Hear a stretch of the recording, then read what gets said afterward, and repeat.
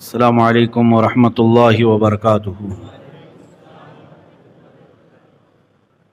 الحمد للہ وکفا وسلام علی حبیبہ المصطفیٰ، اما بعد فاعوذ باللہ من الشیطان الرجیم، بسم اللہ الرحمن الرحیم۔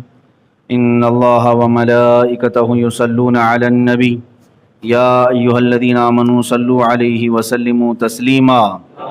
اللہم صل علی سیدنا و مولانا محمد معدن الجود والکرم وآلہ واصحابہ الکرام وابنہ الکریم وبارک وسلم صلاة دائمة سرمدا ابدا۔ بسم اللہ الرحمن الرحیم۔ افلا يتدبرون القرآن ولو كان من عند غیر اللہ لوجدوا فیہ اختلافا کثیرا۔ صدق اللہ مولانا العظیم۔ تو کیا غور نہیں کرتے قرآن میں؟ اور اگر وہ غیر خدا کے پاس سے ہوتا تو ضرور اس میں بہت اختلاف پاتے۔ عزیزان گرامی، یہ آیت خالص قرآن عظیم کے متعلق آئی ہے کہ تم قرآن میں غور و فکر کیوں نہیں کرتے؟ یعنی یہ تمام لوگوں کے لیے جھنجھوڑنے والی بات ہے کہ اللہ تبارک و تعالیٰ نے اس میں ماضی کی خبریں بھی بتائی ہیں، مستقبل کی خبریں بھی بتائی ہیں، جو ہو چکا اور جو ہونے والا ہے، تقریباً سب خبریں اس کے اندر موجود ہیں، اور کبھی کوئی خبر آج تک اس کی جھوٹ نہیں ثابت ہو سکی۔ جو قرآن نے گزشتہ خبروں کی ہمیں باتیں بتائی ہیں، اس میں سے بھی کہیں کوئی ٹکراتی ہوئی چیز نظر نہیں آئی۔ یعنی سائنس کے اعتبار سے یا عقل کے اعتبار سے بھی کوئی چیز ایسی نہیں لگتی قرآن نے جو بیان کیا ہے کہ ایسا نہیں ہو سکتا، بلکہ جتنی خبریں قرآن نے بیان کی ہیں اس کی تصدیق بھی ہو رہی ہے، آج بھی ہو رہی ہے اور ہوتی بھی رہے گی۔ اور ایک بات جو آنے والے معاملات کے متعلق قرآن نے بیان کیا ہے، ان میں بھی آپ دیکھ لینا زندگیاں باقی رہی تو ایک بھی چیز غلط ثابت نہیں ہوئی اور نہ ہوگی۔ تو اللہ تعالیٰ فرما رہا ہے جب تمہارے پاس ایسی کتاب موجود ہے جس کے اندر ماضی کی بھی خبریں ہیں اور مستقبل کی بھی خبریں ہیں، اور تمہاری ہدایت بھی ہے، تمہارے لیے شفا بھی ہے، تمہاری پوری زندگی گزارنے کا اصول بھی ہے، دستور حیات بھی ہے، تو پھر اس میں غور کیوں نہیں کرتے؟ اللہ تعالیٰ نے فرمایا افلا یتدبرون القرآن، لوگوں کو کیا ہوا کہ یہ لوگ غور و فکر نہیں کرتے قرآن پاک میں؟ اچھا، اگر تمہیں شک ہے کہ یہ اللہ کی کتاب ہے یا نہیں، اس کے متعلق اللہ رب العزت نے ایسا چیلنج فرما دیا، وَلَوْ كَانَ مِنْ عِنْدِ غَيْرِ اللَّهِ لَوَجَدُوا فِيهِ اخْتِلَافًا كَثِيرًا، اگر یہ اللہ کے علاوہ کسی دوسرے کی کتاب ہوتی تو اس میں تم زبردست اختلاف دیکھتے۔ یعنی پہلے کچھ اور بیان کیا، بعد میں کچھ اور بول دیا۔ 6666 آیتیں اور ایک ہی وقت میں نہیں نازل ہوئیں، 23 سال لگ گئے، 23 ایئرس نازل ہونے کے لیے قرآن پاک کو۔ ان 23 سال میں یہ 6000 سے زیادہ جو آیتیں نازل ہوئیں، ایک آیت مجھے نکال کر کے بتا دو کہ قرآن میں شروع میں ایسا کہا گیا، آخر میں ایسا کہا گیا، دونوں آیتیں ٹکراتی ہوں۔ اس لیے اللہ تعالیٰ فرما رہا ہے کہ اگر یہ کسی اور کی ہوتی تو ضرور اس میں ٹکراؤ تم کو مل جاتا۔ یہ اللہ کی کتاب ہے جو بالکل مقدر کے اعتبار سے بنایا ہے، یہاں تک کہ اگر اس کو میتھمیٹک کے حساب سے بھی تم پرکھ کر کے دیکھ لو گے تو قرآن کی کوئی آیت حساب کے اعتبار سے بھی ایک حرف بھی ادھر ادھر نہیں نظر آئے گی۔ یہ قرآن میں غور و فکر کرنے والے جو میتھس کے ماہرین ہیں انہوں نے حساب لگا کر کے اس کی آیتوں کو کاؤنٹ کر کے، اس کے حروف کو کاؤنٹ کر کے دیکھا، کس سورے میں کتنی آیتیں ہونا چاہیے اتنی آیتیں آ گئیں، کس آیت میں کتنے حروف ہونے چاہیے وہ حروف آ گئے۔ حساب کرنے والے کیلکولیشن کر کے تھک گئے، ایک حرف بھی ادھر سے ادھر نہیں نظر آیا۔ اسی لیے تو میرے عزیزو، ایک چھوٹی سی سورہ انا اعطیناک الکوثر فصل لربک وانحر ان شانئک هو الابتر، قرآن کی سب سے چھوٹی سورہ ہے، اور ہیں بھی 3 آیتیں، اس میں صرف 3 آیتیں۔ آپ کو ایسا لگتا ہوگا کہ ایک چھوٹی سی سورہ ہے، چند حروف ہیں، چند آیتیں ہیں، لیکن جو عربی داں ہے، جو عربی کے نشیب و فراز کو جانتا ہے، وہ اس کی حکمتیں جانے گا کہ اس کو کیسے پرویا گیا ہے، 3 آیتوں میں کیا کیا معنی بیان کر دیے گئے، یہ عرب ہی جان سکتے ہیں۔ اسی لیے اس سورے نے ایسا چیلنج کر دیا تھا عرب میں۔ پہلے عرب میں دستور تھا، جو بڑا شاعر، جو سب سے بڑا شاعر ہوتا اور اس کا شعر سب سے ہائی لیول کا ہوتا، اس کے مقابل میں کسی کا شعر نہیں ہوتا، تو اس کو چیلنج کرنے کے لیے وہ خانہ کعبہ کے دروازے کے پاس لا کر لٹکا دیتا۔ وہ شاعر لٹکا تھا، اگر اس کا کوئی جواب لکھ دیتا تو پہلے والے وہ شعر اتار لیے جاتے، دوسرا والا لگا دیا جاتا، وہ چیلنج رہتا۔ پھر دوسرا اگر اس کا بھی مقابلہ کرنے والا کوئی تیسرا شاعر آ جاتا اور اس کے شعر اچھے ہو جاتے، اس کے لیے پوری پینل بیٹھتی شاعروں کی، بڑے بڑے فصیحوں کی، وہ لوگ فیصلہ کرتے۔ ایک آدمی فیصلہ نہیں کرتا، پورا عرب مل کے فیصلہ کرتا کہ کس کا شعر سب سے عمدہ ہے، پھر وہ اتار دیا جاتا۔ یہ چلتا رہتا تھا، خانہ کعبہ کے پاس لٹکائے جاتے تھے۔ جب یہ سورہ نازل ہوئی، میرے آقا صلی اللہ تعالیٰ علیہ وسلم نے یہ 3 آیتیں لکھوا کر کے خانہ کعبہ پر لٹکوا دیا، جاؤ اس کو لٹکا دو۔ جب یہ لٹکایا گیا، 3 ہی آیتیں تھیں، ظاہر سی بات ہے اب جواب آنا چاہیے۔ اب اس سے بہتر جو لکھ کر کے لائے گا تب یہ اتارا جائے گا۔ تو سارے شاعر آئے اور ان سے بن نہیں سکا کہ اتنی چھوٹی ایک 3 آیتوں میں سمندر کو پرو دیا جائے، اتنے بڑے معنی اس کے اندر رکھ دیے جائیں۔ اسی لیے میں کہہ رہا ہوں میرے عزیزو، آپ تو غور و فکر کرتے نہیں قرآن میں، تو سمجھ میں کہاں سے آئے گا کہ عربی کی بلاغت کیا ہوتی ہے، فصاحت کیا ہوتی ہے، عربی کے اندر باریکیاں کیا ہوتی ہیں، یہ عربی پڑھنے والا سمجھ جائے گا۔ تو بہت شاعروں نے دیکھا مقابلہ کرنے کی، آخر میں بہت بڑے شاعر کو بلایا، سارے لوگوں نے مل کر کے اس کا جواب لکھو۔ تو اس نے بہت غور و فکر کیا، وہ بات کرتا تو شعر میں بات کرتا، اگر کسی سے خیریت بھی پوچھنا ہوتا اس کو تو وہ فصیح شعر میں پوچھتا، اتنا ماہر تھا۔ جب وہ آیا خانہ کعبہ پر، یہ 3 آیتیں لٹکی ہوئی دیکھا تو اس نے اپنی جانب سے ایک اور ایڈیشن اس میں لگا دیا، انا اعطیناک الکوثر فصل لربک وانحر ان شانئک هو الابتر۔ یہ 3 آیتیں تھی۔ اس عرب کے بڑے شاعر نے جس کو مقابلے کے لیے بلایا تھا، اس نے نیچے لکھ کر کے اس پہ لٹکوا دیا، ما ھذا کلام البشر، کہا کہ یہ بشر کا کلام ہو ہی نہیں سکتا، بشر انسان، یہ انسان کا کلام ہو ہی نہیں سکتا، اس کا جواب ممکن نہیں ہے۔ وہ دن آخری تھا جو خانہ کعبہ کے دروازے پر لٹکایا گیا، اس کے بعد پھر کبھی نہیں لٹکایا گیا، لٹکنے والا معاملہ ختم ہی ہو گیا، اس لیے کہ قرآن چیلنج بن کر کے آیا اور عربوں کو چیلنج دیا قرآن نے۔ آج سننے میں یہ آتا ہے کہ امریکہ پوری لابی کو لے کر کے قرآن کا مقابلہ کرنے بیٹھا ہوا ہے۔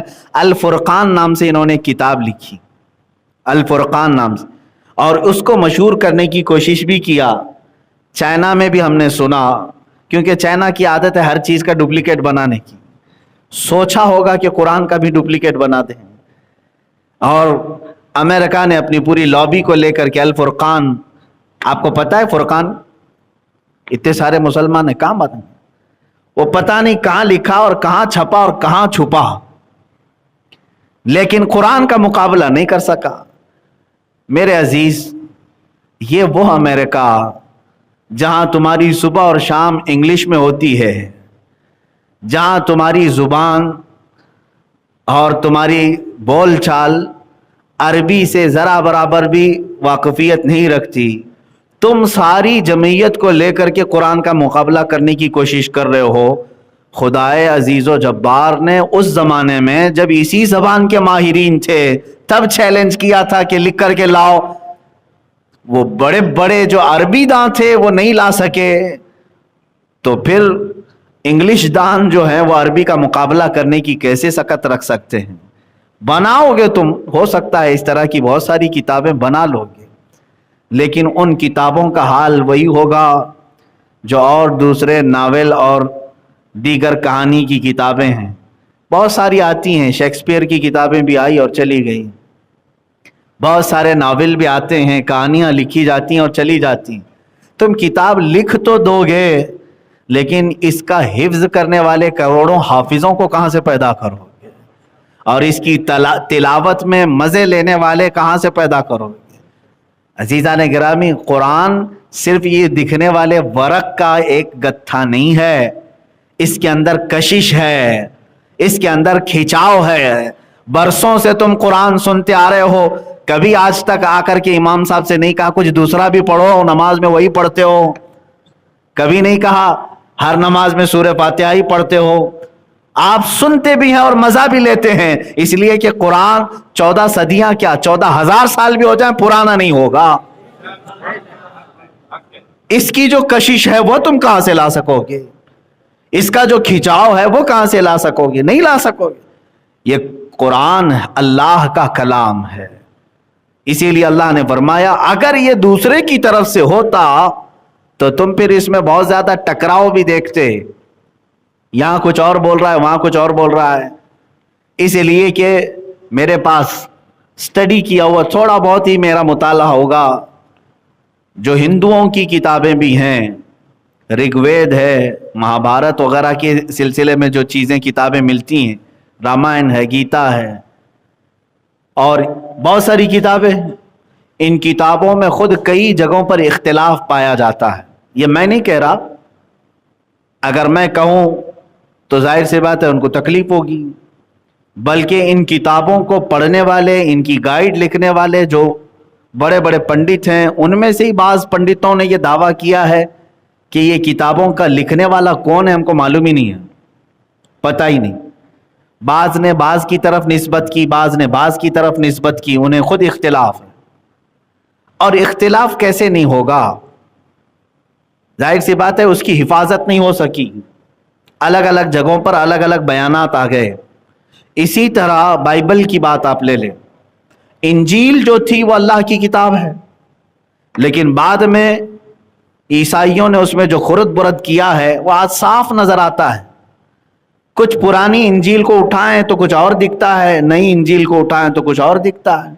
اسی صفحے پر اسی لائن میں پہلے کچھ اور آرڈر دکھ رہا ہے، آج کچھ اور آرڈر ہے.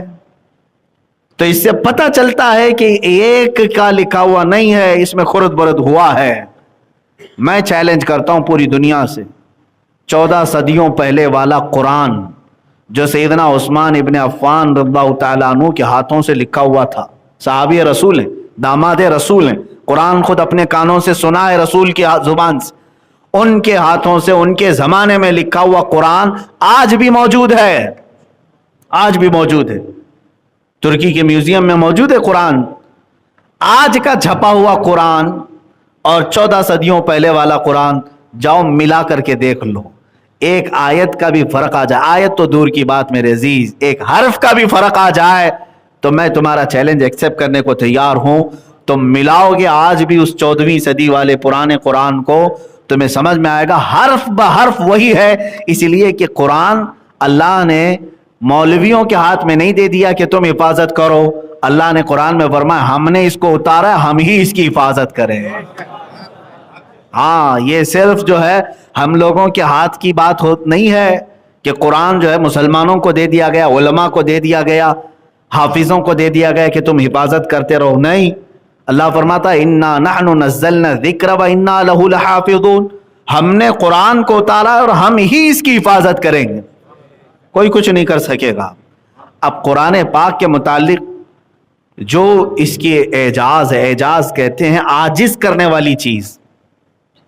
میرے عزیزو، آپ کے پاس، میں بارہا اس بات کو دہراتا بھی رہتا ہوں، آپ کے پاس آپ کی حقانیت کی سب سے بڑی دلیل کیا ہے؟ تم مسلمان ہو، تم مسلمان ہو، اسلام کو آپ فالو کرتے ہیں. اگر کوئی نان مسلم آپ سے پوچھتا ہے جس کا اسلام سے تعلق نہیں، تم مسلمان ہو، اپنے آپ کو حق سمجھتے ہو، کیا دلیل دو گے؟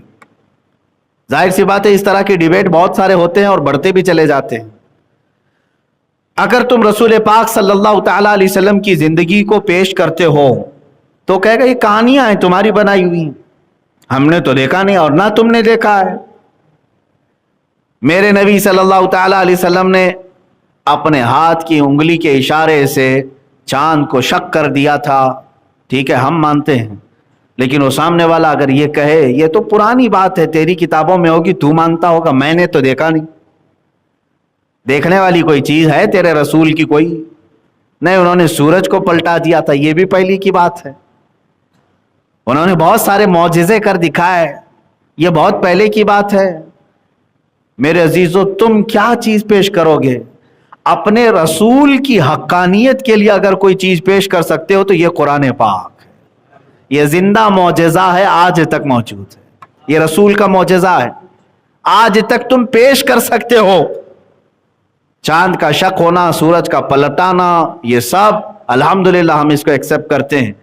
لیکن اجنبی شخص اگر کوئی تم سے سوال کرے, اس کے پاس قرآن پیش کرو, یہ میرے نبی کا معجزہ ہے, اس لیے کہ اس رسول نے یہ قرآن بیان کیا ہے جو کبھی کسی استاد کے پاس گیا ہی نہیں,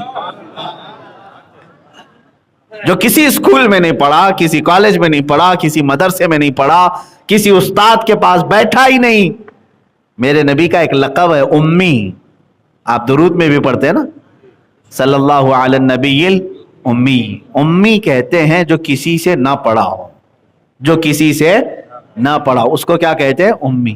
بعض جاہل لوگ اس کا ترجمہ غلط کر جاتے ہیں, جن کے دلوں میں کھوٹ ہو وہ حضور کو ان پڑھ کہتے ہیں.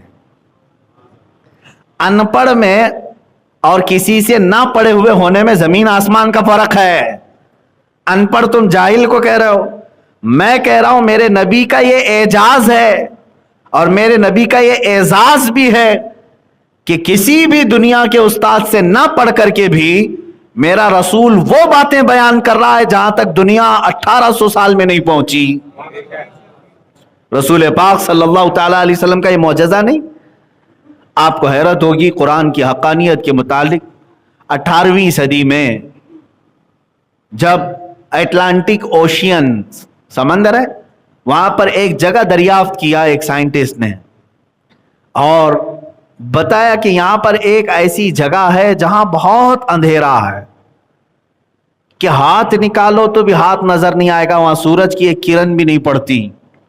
سمندر کے پاس کوئی ایک جگہ ہے, میں نے بھی نہیں دیکھا, آپ نے دیکھا ہو تو الگ بات ہے, میں نے تو اب تک نہیں دیکھا, نہ سفر کا کبھی اتفاق ایسی جگہ کا ہوا. لیکن تحقیق کرنے والے سائنسدان نے تحقیق کر کے بتایا کہ ایسی ایک جگہ ہے جہاں سورج کی روشنی پڑتی نہیں ہے, بہت گھپ اندھیرا ہوتا ہے.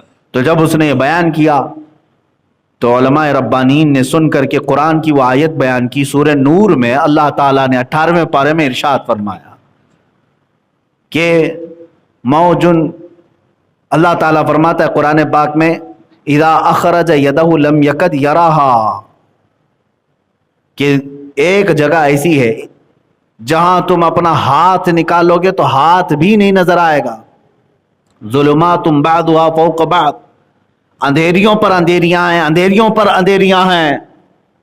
موجم من فوقہ, موجم من فوقہ سحاب, ظلمات بعضها فوق بعض, یعنی موجیں اس کو ایسے لپیٹے میں لی ہوئی ہیں جیسے بادل کو گھیر لیا گیا ہو, اور وہاں پر اندھیریوں پر اندھیریاں ہیں کہ تم ہاتھ نکالو گے تو ہاتھ بھی نظر نہیں آئے گا.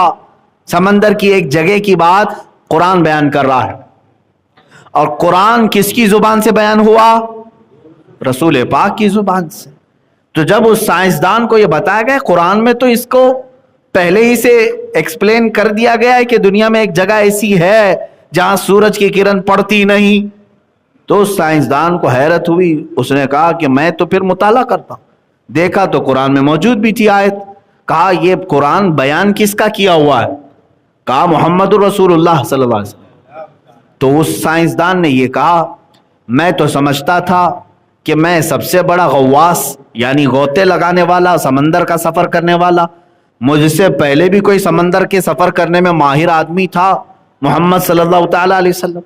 وہ سمندر کے سفروں کے بہت ماہر رہے ہوں گے, تبھی تو ان کو ایسی جگہ ملی, یہ پتہ چلی. تو اس نے کہا میرے سے بھی پہلے اس جگہ کا کسی نے سفر کیا ہے. جب اس نے تحقیق کیا اور میرے آقا کی سیرت پڑھا, حیرت ہوگی آپ, حضور کی 63 سالہ زندگی میں کبھی ایک بار بھی حضور نے سمندر کا سفر نہیں کیا. हुजूर पाक सल्लल्लाहु ताला अलैहि वसल्लम कभी समंदर के सफर पर गए ही नहीं। माहिर वो कह रहा है मेरे तरह से वो समंदरों का बहुत सफर करते होंगे तभी उनको ये जगह मिली होगी। इत्तेफाक ऐसा कि हुजूर कभी समंदर के किनारे भी नहीं गए।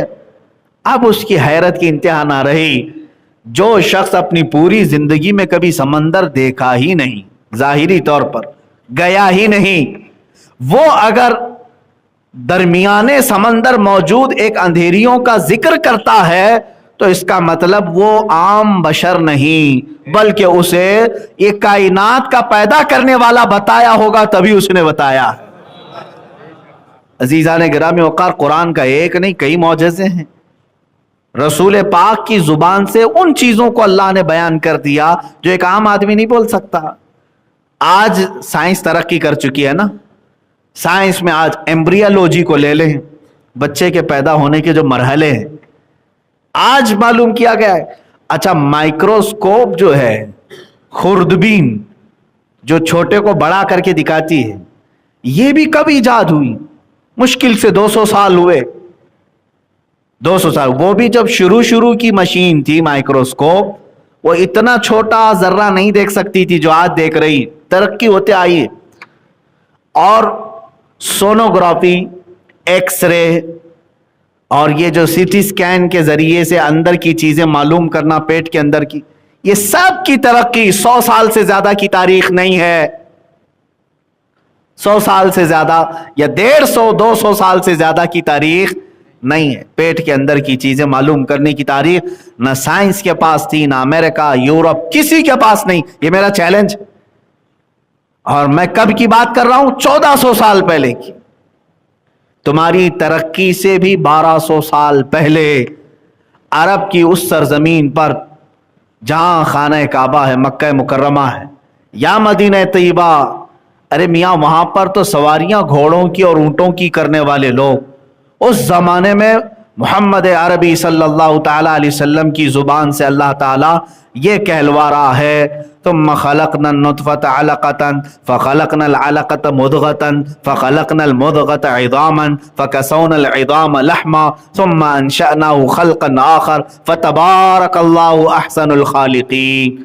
अल्लाह ताला फरमाता है, हमने नुतफे को, नुतफा कहते हैं मनी का एक बूंद, नुतफे को हमने अलका बनाया। अलका कहते हैं चिंगम की तरह चिपकने वाला खून, बस्ता खून, खून जमा हुआ खून बनाया। अल्लाह फरमा रहा है, तुम खलकनल अलकत मुदगतन, फिर इस अलके से, ये चिपकने वाला जो खून है, लोथड़ा है, इससे हमने गोश्त का टुकड़ा बनाया। गोश्त का टुकड़ा बनाया, इससे गोश्त बन गया। अब फिर उसमें अल्लाह फरमाता है फखलकनल मुदगत इज़ामन, फिर उस गोश्त के टुकड़े में हमने हड्डियां डाली। फखलकनल मुदगत इज़ामन फकसौनल इज़ाम लहमा, फिर जब हड्डियां भी बन गई, गोश्त भी हो गया, तो हमने उसके ऊपर चमड़ी चढ़ा दी। और फिर आखिर में अल्लाह फरमाता है हमने उसको एक बेहतरीन शक्ल देकर दुनिया में भेजा। अब ये एम्ब्रियोलॉजी में हम आते हैं। एम्ब्रियोलॉजी डॉक्टर्स जानते होंगे, साइंस के लोग, जो बच्चे की पैदाइश के जो मरहले हैं या बच्चे के पेट के अंदर के मालूमात, जो लोग इसके स्पेशलिस्ट हैं वो एम्ब्रियोलॉजी कहलाते हैं। उन लोगों के नुक्ते नज़र से आप जा करके उनसे पूछ लें बच्चे के मरहले क्या क्या होते हैं, वो बताएगा।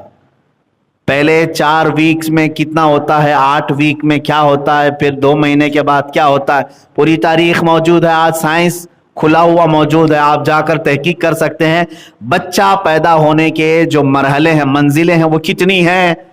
तो आपको साइंस भी आज बताएगा कि शुरू में वो एक बूंद होता है, उसके बाद फिर जो है खून जमा होता है, और खून की उन्होंने भी, आज साइंस ने भी ये बताया है, ऐसे होता है जैसे चिपकने वाली कोई चीज हो, और फिर उसके बाद जैसे किसी ने चबा करके, यानी दांतों के जो निशान है, इस तरह की चीज। अरबी की बहुत सारी बारीकियां हैं जो मैं आज मुख्तसर से अंदाज में नहीं बता पाऊंगा।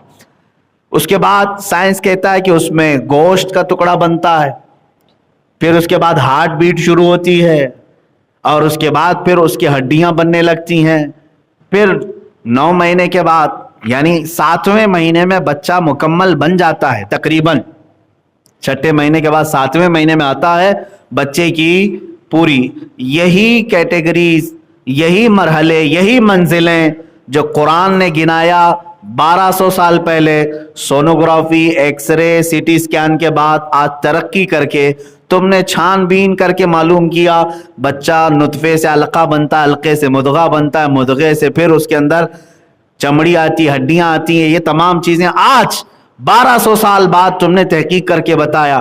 مجھے بتاؤ اس محمد عربی صلی اللہ تعالی علیہ وسلم کے پاس کون سے سی ٹی اسکین کی مشین تھی، کون سا ایکس رے تھا، کون سا سونوگرافی تھا؟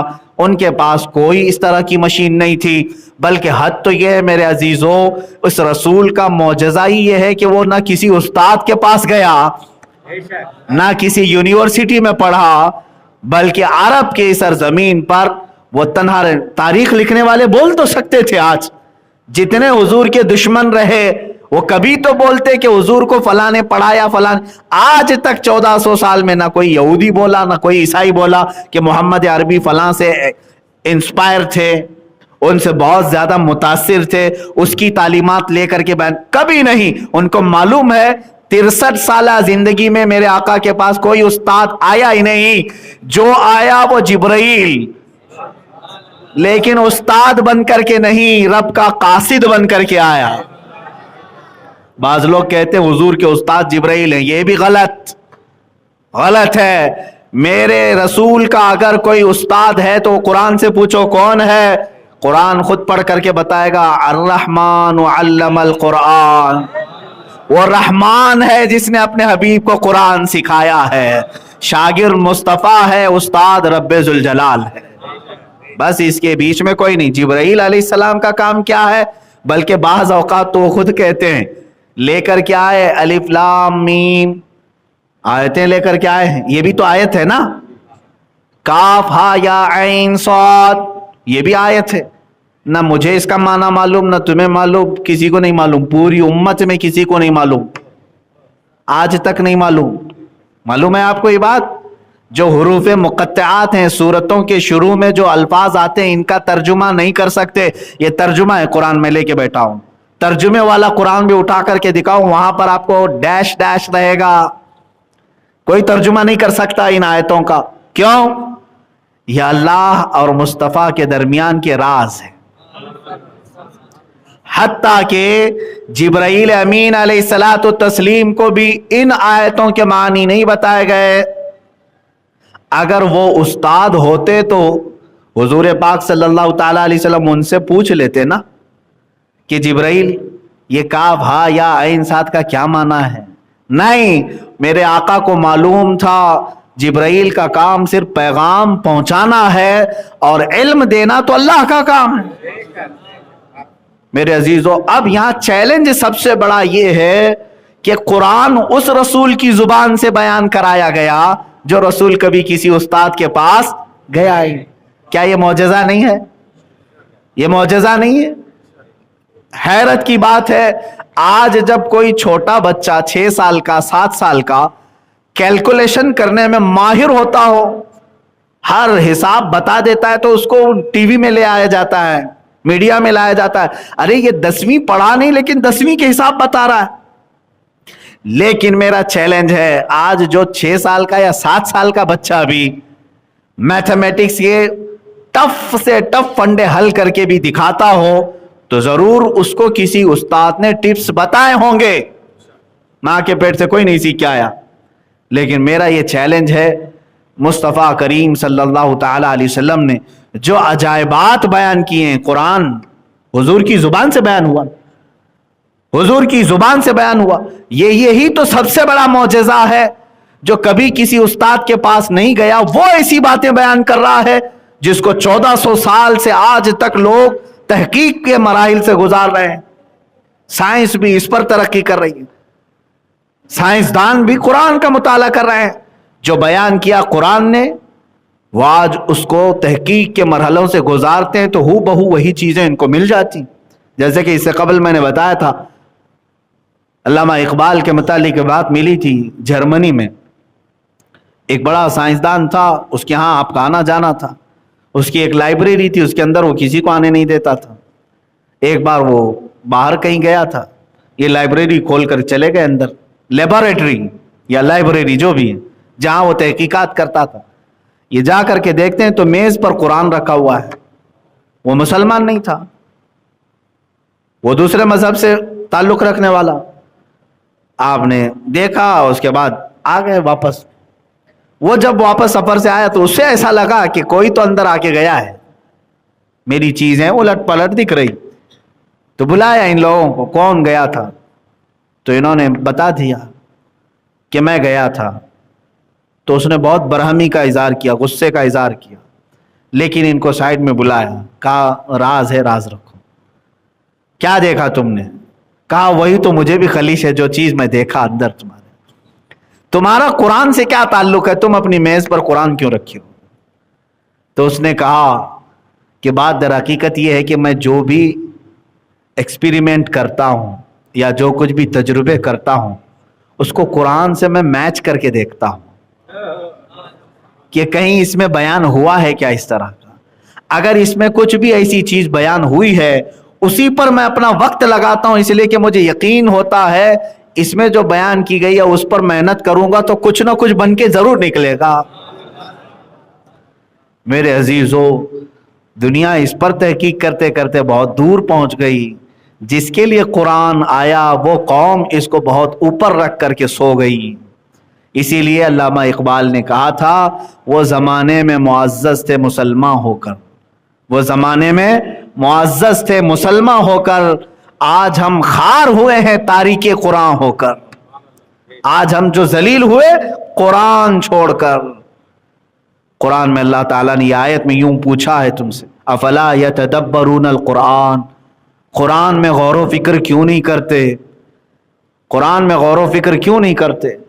میرے عزیزو، قرآن کو جن لوگوں نے غور و فکر کا ذریعہ بنایا ان کا حال کیا تھا؟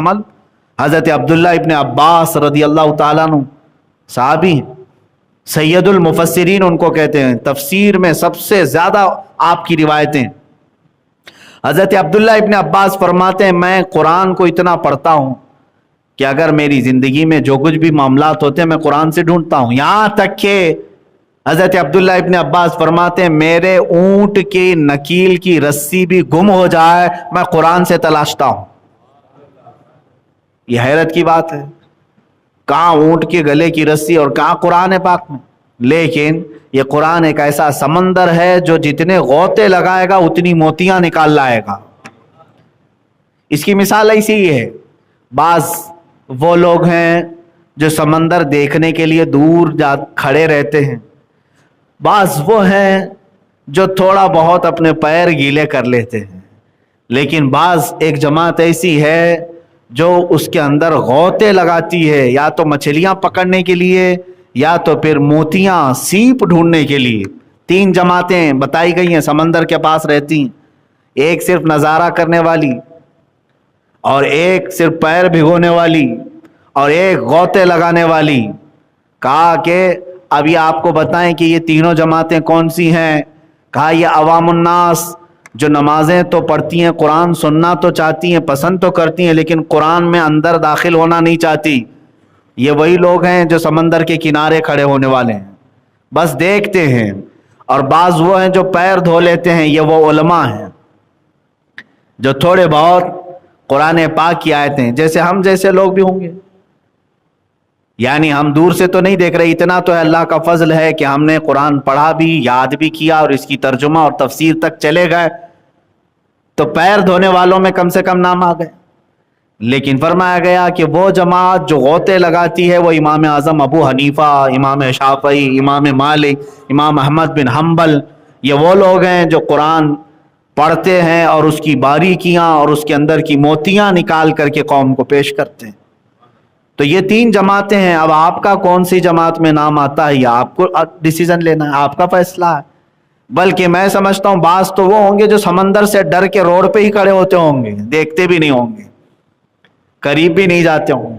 ایسی بھی جماعت ہے وہ جانا بھی نہیں چاہتے ہو قرآن کے قریب. آج شاید ان لوگوں میں بھی کئی لوگوں کا نام شامل ہو سکتا ہے. الحمدللہ مسجدوں میں آنے والے کم سے کم اتنا تو ہے کہ قرآن سنتے ہیں، نمازوں میں قرآن سنتے ہیں، یا پھر کسی اور موقع پر قرآن سن لیتے ہیں، لیکن اس پہ غور و فکر نہیں کرتے، نہ ہی اس کے ترجمے کی طرف جاتے، نہ تفسیر کی طرف۔ اتنا تو ہے کہ قرآن دیکھتے ہیں، چومتے ہیں، چھوتے ہیں، اور بعض لوگ قسم کھانے کے لیے اٹھا بھی لیتے ہیں، یا میتوں پر پڑھنے کے لیے قرآن خوانی کروا لیتے ہیں، اتنا تو کر ہی لیتے ہیں۔ اور بعض علماء ہیں جو قرآن پاک کے ترجمے پڑھ لیتے ہیں، تفسیریں پڑھ لیتے ہیں اور بیان بھی کر لیتے ہیں، لیکن وہ جماعت آپ نظر نہیں آتی جو غوطے لگاتی تھی، سمندر میں ڈوب کر کے موتیاں نکالتی تھی، وہ جماعت اب نظر نہیں آئے گی۔ لیکن میرے عزیزو، ان تین جماعتوں کے علاوہ چوتھے میں نہ آ جاؤ، جو قرآن کو چھونا بھی نہیں چاہتے، دیکھنا بھی نہیں چاہتے، ورنہ ہلاکت ہوگی۔ اسی لیے فرمایا، حدیث پاک میں ہے، جس گھر میں قرآن کی تلاوت نہیں ہوتی وہاں مردے رہتے ہیں، اس گھر میں مردے رہتے ہیں۔ کس کے گھر میں مردے رہتے ہیں ان کو خود معلوم ہونا چاہیے۔ عورتوں کو چاہیے کہ قرآن کی تلاوت کریں، بچوں کو قرآن کی تلاوت سکھائے۔ حضرت عبداللہ ابن مسعود رضی اللہ تعالیٰ عنہ سے متعلق ایک روایت ملتی کہ جب قحط آ گیا، لوگ پریشان تھے، لیکن آپ خوشحال تھے، اور آپ کے پیشانی پر ذرا برابر بل نہیں۔ کچھ لوگوں نے پوچھا، قحط سالی کا کچھ خوف نہیں آپ کو؟ کہا نہیں، ڈر نہیں ہے، اس لیے کہ میں نے رسول کریم صلی اللہ تعالیٰ علیہ وسلم سے سنا ہے، جس کے گھر میں اس کی بچیاں یا بچے سورہ واقعہ پڑھتے ہیں وہ کبھی محتاج نہیں ہوں۔ میں اپنی بچیوں کو سورہ واقعہ کی تلاوت روزانہ کرواتا ہوں، مجھے قحط کا کوئی خوف نہیں۔ عزیزان گرامی وقار، آپ بھی کیا اپنے بچوں اور بچیوں کو اس طرح کی روٹین میں لگاتے ہیں؟ خود کو بھی تو چاہیے۔ آج چلو قرآن اٹھانے میں اگر تمہیں بھاری لگتا ہے تو ہر ایک کے موبائل میں آ چکا ہے۔ موبائل تو ایسا تمہارا یار ہے کہ اس سے دور رہتے نہیں ہو، نہ سونے کے وقت، نہ کھانے کے وقت، نہ طہارت میں جانے کے وقت، کہیں نہیں چھوڑتے اس کو، اتنا قریبی یہ لنگوٹ یار ہے۔ اس کے باوجود اس کے استعمال میں کبھی اس کے نصیب میں اس کی اسکرین پر قرآن کھولنا نہیں آتا۔ ڈاؤن لوڈ کر لو، قرآن پاک رکھ لو، کبھی تو نکالو قرآن پاک۔ اگر دیکھ کے پڑھ نہیں سکتے تو کم سے کم ریکارڈڈ قرآن پاک کی آوازیں، اس میں سینکڑوں قاریوں کی قرآن کی تلاوت محفوظ ہے۔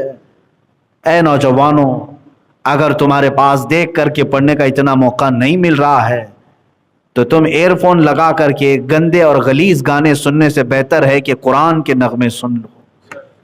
اپنے کانوں میں ایئر فون لگا کر کے بہت ساری چیزیں تم سنتے رہتے ہو، قرآن سنو۔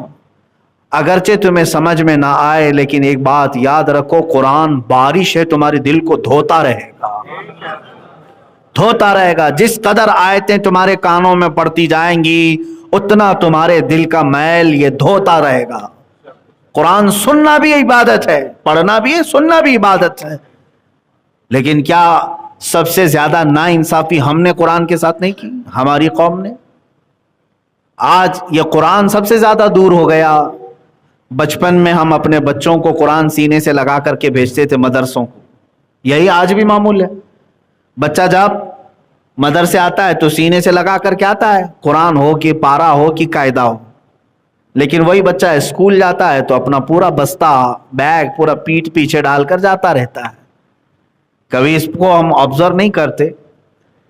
بچپن سے ہمارے بزرگوں نے بتایا تھا کہ قرآن سینے کی طرف پہلے نمبر پر ہو، بعد میں اس کے بعد جو کچھ بھی ہے وہ قرآن کے بعد، لیکن بڑا ہونے کے بعد بچہ اس کو پیچھے ڈال دیتا ہے، اس کو آگے کر لیتا ہے، قرآن پاک کو چھوڑ دیا جاتا ہے۔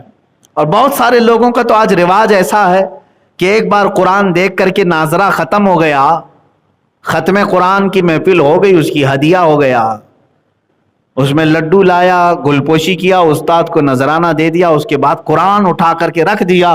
اب کسی سے ہم نے کہا بھی تھا بیٹا قرآن پڑھو، کہا نہیں میرا ختم ہو چکا ہے قرآن۔ ارے قرآن ناظرہ ختم ہو گیا تو اس کا مطلب کیا ہے؟ یہ کوئی ڈگری تھی جو تو انجینئرنگ کر رہا تھا اب دوبارہ نہیں پڑھے گا؟ قرآن تو تجھے استاد نے سلیقہ سکھایا پوری زندگی بھر پڑھنے کے لیے. موت آنے تک قرآن کو اپنے ساتھ رکھو. اور یہ تمہارا ایسا رفیق ہے, ایسا دوست ہے جو قبر میں بھی تمہارا ساتھ نہیں چھوڑتا, بلکہ فرمایا گیا قبر میں اگر کوئی تمہارے لیے انسیت کا سبب بن سکتا ہے, کوئی تمہارے دل کو ہلکا کرے گا گھبراہٹ سے, ڈر سے, تو قرآن ہے. قرآن تمہارے لیے قبر میں بھی آئے گا.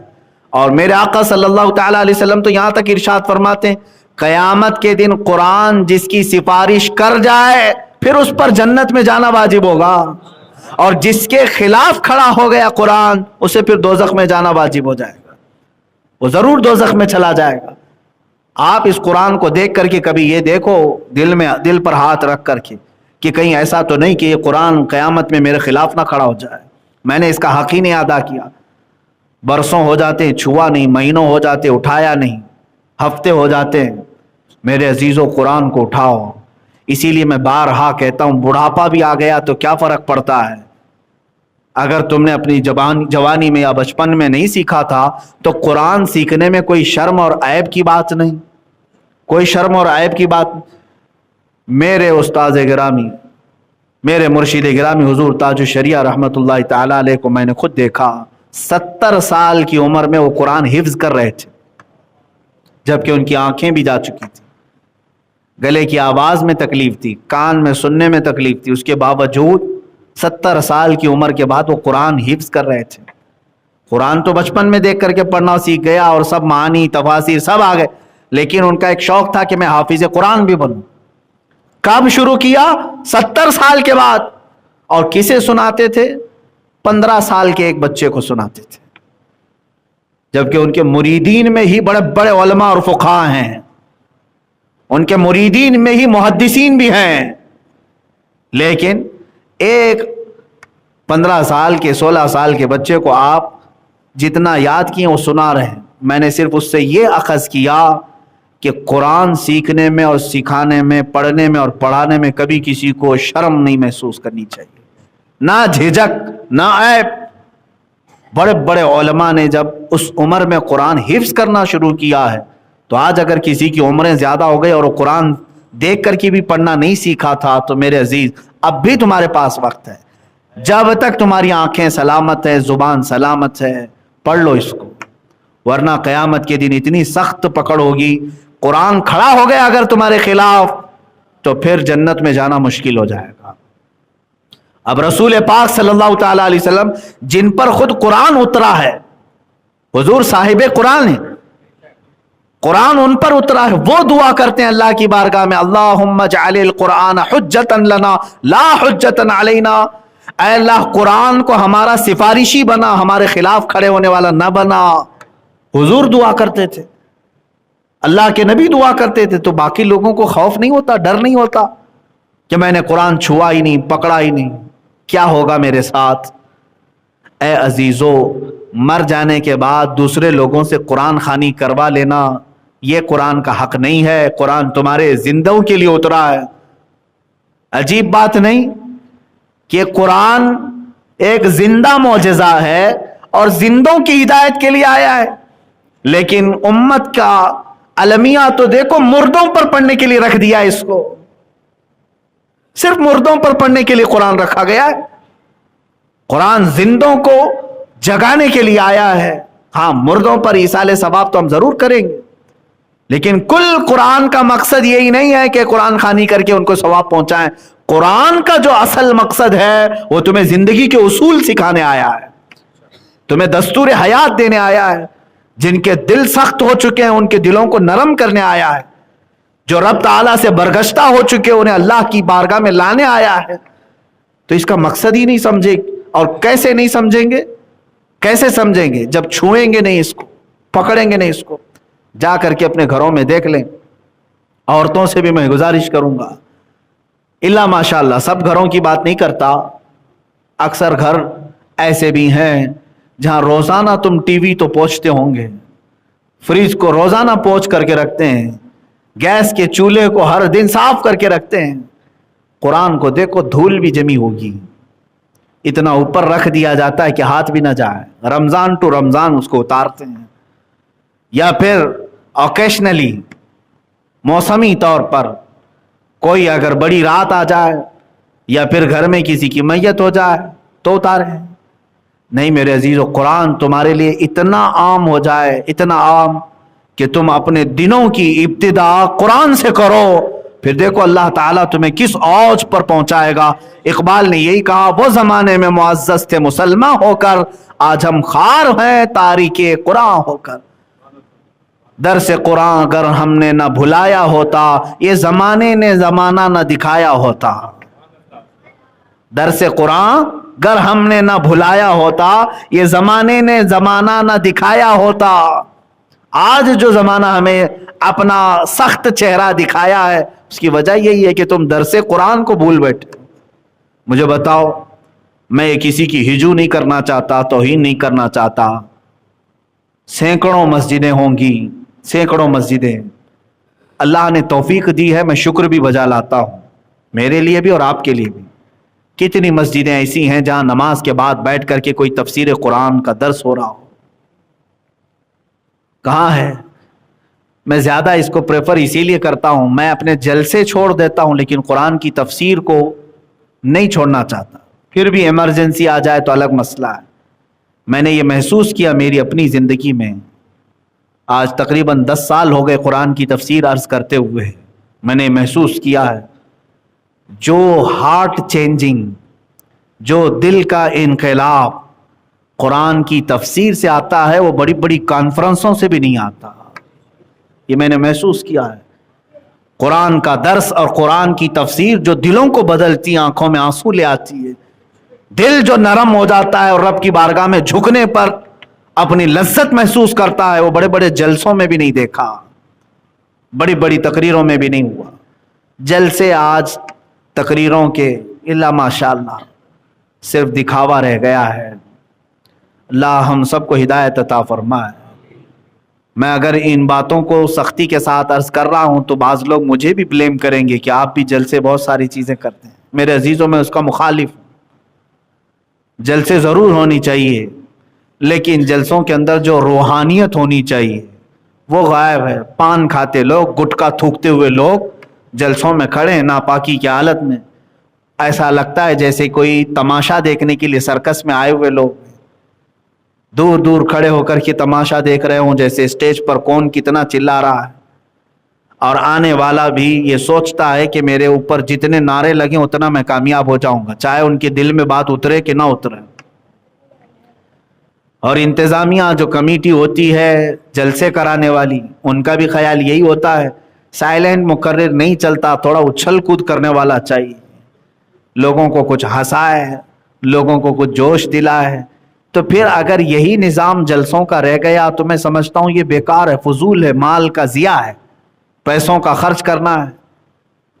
मैं समझता हूँ वो जलसा सबसे बेहतर है जिसमें लोग बावजू बैठे हों, तहारत के साथ आए हों, कुरान करीम की तफसीर हो, अहादीस रसूल बयान हो, उलमाए उम्मत, सुलहाए उम्मत, औलिया कामिलीन के उनके तज़किरे हों, और फिर सुनने वाला उस दिन अहद करके उठे कि मैं यहाँ पर सर्कस देखने नहीं आया था बल्कि अपने दिल को बदलने आया था। वो तौबा करके उठे तो यकीनन उसका फ़ायदा होगा।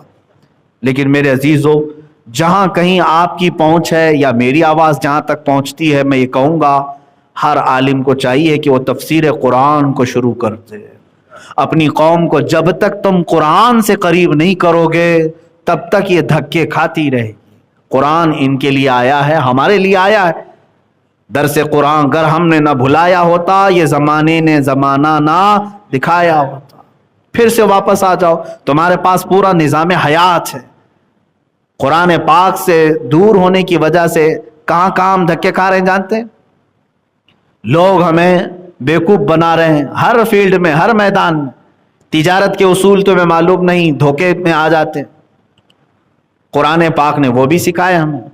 बीमार हो गए तो सबसे पहले बाबाओं के चक्कर काटे और ज्योतिषियों के पास जाके हाथ दिखाए, हमारी भविष्यवाणी करो, क्या होगा क्या नहीं होगा, फाल खोल करके देखो। बहुत सारे लोग यही, अच्छा ये بعض لوگ، میں ان کو غلط نہیں کہتا، ہمارے پاس بھی آ کر سیدھے یہی کہتے ہیں فال کھول کے دیکھنا ہے۔ میرے بھائی میں فال کھولنے والا نہیں ہوں، طوطا لے کے نہیں بیٹھا ہوں، وہ طوطے والے لوگ ہوتے ہیں۔ لیکن وہ یہ رہا ہے کہ کثرت سے سارے لوگ اس کام میں مبتلا ہو گئے، اس لیے وہ آج آ کر کے ان کا وہ بھولا پن ہے، انہیں معلوم نہیں۔ ہاں استخارہ اس کو کہتے ہیں، استخارہ کر کے بتا دیں کہ کیا ہے۔ استخارہ سنت ہے۔ اب تم نے قرآن پاک کو جب چھوڑا تو اسی طرح کے دھکے کھانے ہوں گے، لوگوں کے پاس ان کے پاس جا کر کے پیسے بھی خرچ کرنا اور غلط طریقے سے جادو سحر ٹونے ان تمام چیزوں میں اپنے آپ کو ملوث کر لینا، یہ دھکے نہیں ہے تو اور کیا ہے میرے عزیز؟ جب قرآن کہتا ہے وَنُنَزِّلُ مِنَ الْقُرْآنِ مَا هُوَ شِفَاءٌ وَرَحْمَةٌ لِّلْمُؤْمِنِينَ، ہم نے قرآن میں ہر وہ چیز اتار دی جو مومنوں کے لیے شفا ہے اور رحمت ہے۔ دونوں چیزیں ہم نے قرآن میں اتاری، اللہ نے فرمایا شفا بھی اتار دی اور رحمت بھی اتار دی۔ ہاں علاج کراؤ ڈاکٹروں سے، لیکن قرآن پاک کے ذریعے سے تم اللہ رب العزت کی بارگاہ میں استغاثہ بھی کرو، ان ذرائع کا استعمال بھی کیا جائے گا جو علاج کے ہیں، لیکن ساتھ میں قرآنی علاج بھی ہوگا۔ میں اس کی مخالفت کر رہا ہوں جو جوتشوں کے پاس اور ڈھونگیوں کے پاس، ڈھکوسلے باباؤں کے پاس، جادو سحر ٹونا کرنے والوں کے پاس جا کر کے اپنا علاج ڈھونڈتے ہیں، بلکہ بسا اوقات وہ لوگ تمہارے پیٹ کے درد کو دور کرنے کے لیے پیشاب بھی پلاتے ہیں اور پی کر کے بھی آتے ہیں لوگ، معاذ اللہ رب العالمین۔ یہ دھکے نہیں ہے تو اور کیا ہے؟ قرآن کو اگر چھوڑو گے اور اس سے دور ہوگے تو اسی طرح ذلت اٹھانی پڑے گی۔ آج قرآن قضاء اور قدر کے بھی معاملات میں مکمل دستور ہے، تمہارے گھریلو معاملات کیسے حل ہوں گے یہ بھی قرآن میں موجود ہے کہ نہیں ہے؟ شوہر بیوی کے معاملات، دو رشتوں میں اگر دراڑ آئے تو ان کے معاملات، لیکن یہ لے کر کے ہم ایسے لوگوں کے پاس جاتے ہیں، اللہ کی پناہ، ان کی ساری ذات پات سب آپ کو معلوم ہے، لیکن سر جوڑ کر کھڑے رہتے ہیں کہ ہمارا فیصلہ کر دو، ہمارے درمیان منڈولی کروا دو۔ یہ وجہ کیوں بنی؟ قرآن کو چھوڑا۔ قرآن پاک کو جنہوں نے اپنا حکم بنانا چھوڑا وہ پھر ذلت کھائیں گے، ٹھوکریں کھائیں گے۔ اللہ تعالیٰ کے اس فرمان کی طرف آؤ۔ اللہ نے فرمایا افلا یتدبرون القرآن، قرآن میں یہ غور و فکر کیوں نہیں کرتے؟ قرآن میں یہ غور و فکر کیوں نہیں کرتے؟ آپ کو پتا ہے نظام مصطفیٰ صلی اللہ تعالیٰ علیہ وسلم جو مدینے میں قائم ہوا، خلفائے راشدین نے 30 سال تک اس کو چلایا۔ میرے عزیز حکومت چلانا معمولی بات نہیں، اس میں کتنے شعبے ہوتے ہیں، کتنے ڈپارٹمنٹ ہوتے ہیں، کیا کیا نہیں ہوتا۔ آج دیکھیں آپ منسٹریاں کتنی ہوتی ہیں، ایک حکومت چلانے والا صرف پرائم منسٹر نہیں ہوتا، کتنے منسٹر ہوتے ہیں اس کے ساتھ، وزیر داخلہ الگ ہے، وزیر خارجہ الگ ہے، زراعت کھیتی باڑی کے لیے الگ ہے، پیٹرولیم کے لیے الگ ہے، روڈ کے لیے الگ ہے، ہوائی الگ ہے، کھیلوں کا الگ ہے، اناج کے لیے الگ ہے۔ یہ سب منسٹری ہوتی ہیں کہ نہیں؟ تعلیم کا، ہیلتھ کی منسٹری ہے، سب یہ سارے شعبے ہیں۔ اور 30 سال تک خلفائے راشدین نے ان تمام شعبوں کو چلایا، اور کہاں سے انہوں نے لا بنایا؟ سمویدھان کہاں تھا؟ 30 سال تک جو خلفائے راشدین نے سمویدھان چلایا قانون بنا کر، اور ایک ملک میں نہیں 6 ملکوں میں ایک ہی قانون نافذ کیا، وہ سارے قانون صرف قرآن سے بنے ہوئے تھے، پورے قرآن سے بنے ہوئے تھے۔ یہ ہمارا دستور حیات بھی ہے، پورا نظام اس کے اندر موجود ہے، لیکن پڑھا ہوتا تو ملتا۔